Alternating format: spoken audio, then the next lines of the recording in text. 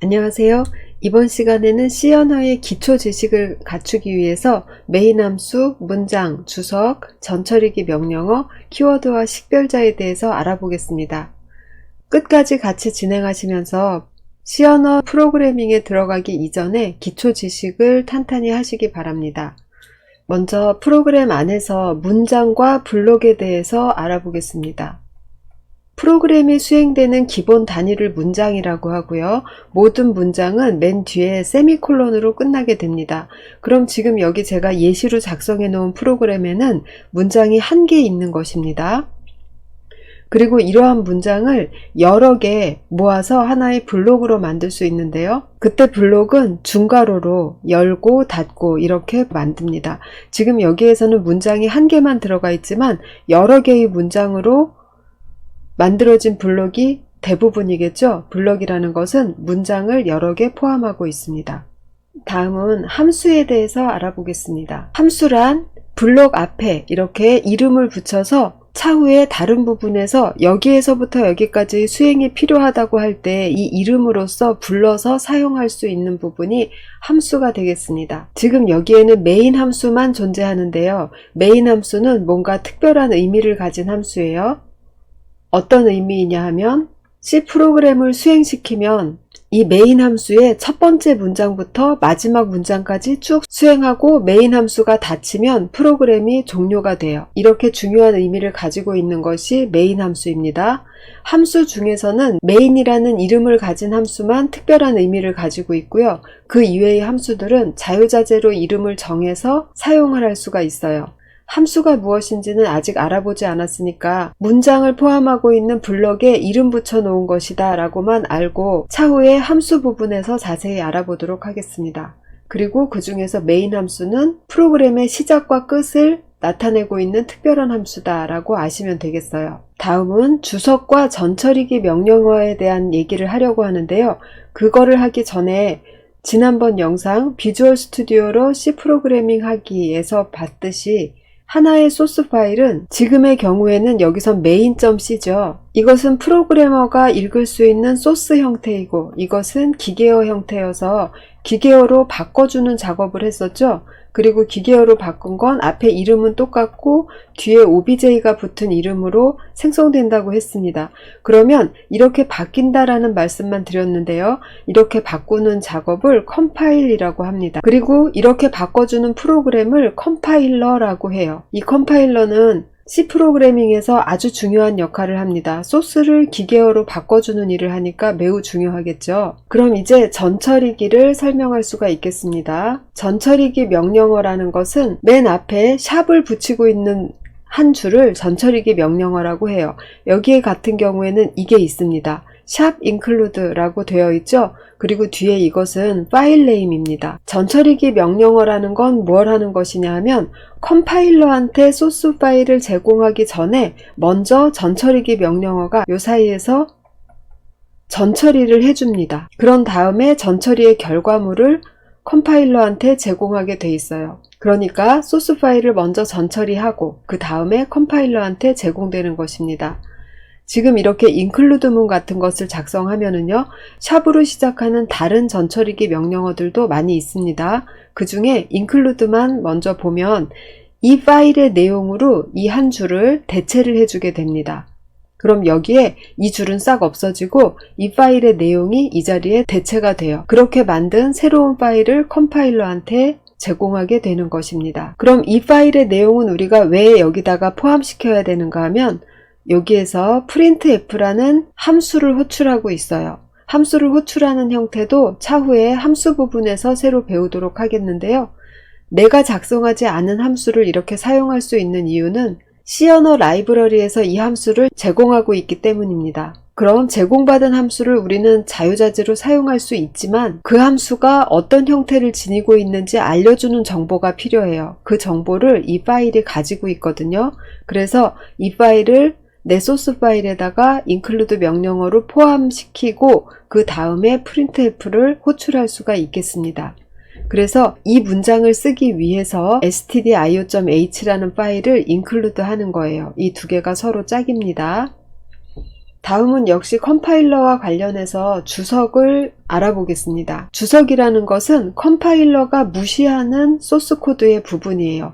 이 소스 코드는 한 글자 한 글자, 한 줄 한 줄 다 컴파일러가 기계어로 바꿔줍니다. 그런데 프로그램 안에 소스 코드만 들어있다면 설명이 부족해서 나중에 이 프로그램을 짠 사람이 되돌아볼 때도 프로그램의 기능을 빨리 파악할 수가 없을 거예요. 그래서 이렇게 사람이 읽을 수 있는 얘기들을 적어 놓습니다. 그런데 사람이 읽으라고 적어 놓은 것을 컴파일러가 기계어로 해석하려고 하면 곤란하겠죠? 그래서 소스 코드 안에 포함되지만 읽는 사람을 위해서 제공되는 부분이 바로 주석입니다. 주석을 만드는 방법은 두 가지가 있는데요. 여기 지금 두 가지가 다 포함되어 있어요. 슬래시 두 개를 연이어서 붙여서 쓰면 한 줄이 끝날 때까지, 여기서 엔터를 쳤겠죠? 한 줄이 끝날 때까지 여기서부터 여기까지가 컴파일러가 무시하는 부분이 됩니다. 다음은 블록을 주석으로 만들 수도 있는데요. 슬래시 별 슬래시 이렇게 막으면 여기부터 여기까지 모든 내용이 컴파일러가 무시하는 주석의 내용이 됩니다. 그럼 이 주석은 대부분 언제 쓰냐 하면 함수가 하나 작성된다 라고 하면은 그 함수 앞에 이 함수는 어떤 함수다 라고 설명해 주시는 것이 기본이고요. 함수가 좀 길어질 경우에는 함수 내에 중간중간에 필요한 부분에 넣어주시면 되겠습니다. 내용이 길어질 때는 블록 주석으로, 짧을 때는 한 줄 주석으로 넣어주시면 되겠어요. 다음은 키워드와 식별자에 대해서 알아보겠습니다. 키워드와 식별자를 알아보기 위해서 변수를 하나 선언해 보겠습니다. 변수 사용 부분에 대해서도 아직 모르셔도 괜찮습니다. 이러한 구문이 있다라는 것만 이해하고 어느 부분이 예약어고 어느 부분이 식별자인지 구분하기 위해서 한번 써보는 것입니다. 이렇게 작성을 하면 지금 제가 여기에 I, CH라는 두 개의 변수를 선언한 것인데요. 변수는 어디에 쓰느냐 하면 프로그램을 작성하면서 어떠한 내용을 저장해야 될 필요가 항상 생깁니다. 그럴 때 저장할 수 있는 메모리 영역을 프로그래머가 잡아야 되겠죠? 그러한 메모리 영역을 잡을 때 내가 어떤 타입의 데이터를 저장할 거다라는 거를 정해서 잡아야만 됩니다. 그래서 지금 여기서는 두 가지 형태를 잡아봤는데요. int라는 것은 인테저, 즉 정수 형태의 데이터를 잡은 것이고요. char이라는 것은 캐릭터, 즉 문자 형태의 메모리를 잡은 것입니다. 우린 그냥 이렇게 써줍시다. 어떤 형태로 실제로 저장되는지는 다음 영상에서 다루기로 하겠습니다. 그래서 정수와 문자에 해당되는 두 개의 변수를 선언해서 내가 사용할 수 있게 준비했다라는 것까지만 아시고, 이제 우리가 배우고자 하는 것은 이런 변수 선언과 사용 부분은 차후에 따로 알아볼 것이고요. 여기서는 예약어에 대해서 알아보겠습니다.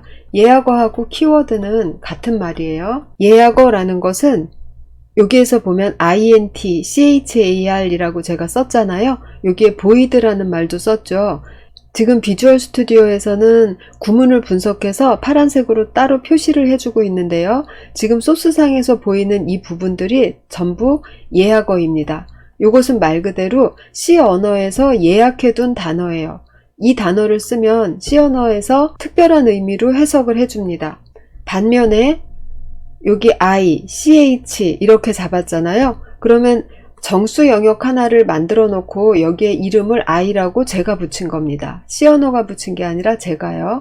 그리고 문자 영역 하나 만들어 놓고 여기에 이름을 CH라고 제가 붙인 겁니다. 그렇게 프로그래머가 붙이는 이름을 식별자라고 부릅니다.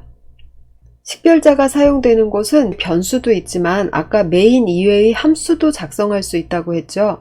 그런 메인 이외의 함수를 작성할 때 함수 이름도 역시 식별자예요. 식별자는 예약어가 아닌 단어로 선택하면 되는데요. 식별자에 포함될 수 있는 문자들은 영문, 숫자, 그리고 특수문자 중에서는 언더바 하나가 들어갈 수 있습니다. 이 세 가지의 조합으로 식별자를 만드는데 여기에 또 하나의 제약사항이 있어요.